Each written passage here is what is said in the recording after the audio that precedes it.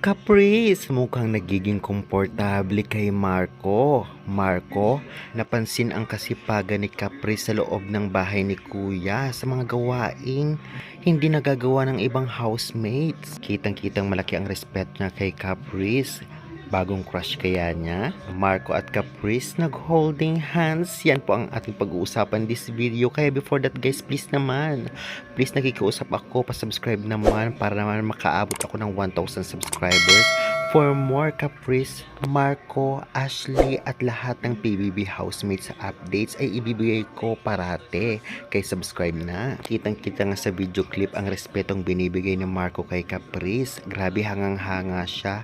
Lalong-lalo pa palagi ito ang gumagawa sa mga chores sa bahay ni Kuya at may times pa sinabihan niya si Caprice na sige na, ako na ang gagawa dahil baka pagod ka na at palagi na lang ikaw ang gumagawa na magawain dito. At agad-agad naman nag-thank you itong si Caprice. Kitang-kita na talagang masaya siya at komportable siya kay Marco. Na para bang kuya niya na o di naman kaya magiging love team niya soon. Alam naman natin na may Ashley na si Marco, ngunit bagay nga ba silang dalawa? Dahil nga napaka-sweet at syempre, iba rin ang datingan kapag nagsasama ang dalawa, especially ang holding hands na ito na tinuruan ni Marco. Ito ngang si Caprice, about nga sa mga hand gestures kapag nagkikita sila ng mga tropa nila.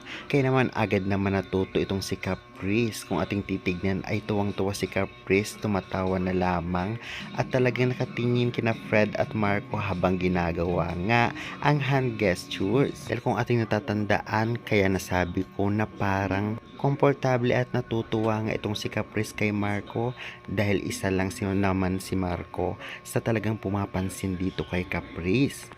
Dahil kung ating makikita sa ibang video clip na parang lumalayo sa kanya ang ibang housemates, especially ang girls, kaya naman si Marco for the rescue. At syempre kitang-kitang gusto niya rin talaga maging kaibigan na tunay itong si Marco Masa. Anong sa inyo guys? Okay lang ba sa inyo na magka-love team sila? O talagang parang kuya na lamang sa isa't isa dahil mas bagay? I-comment nyo na yun sa baba at pa-subscribe.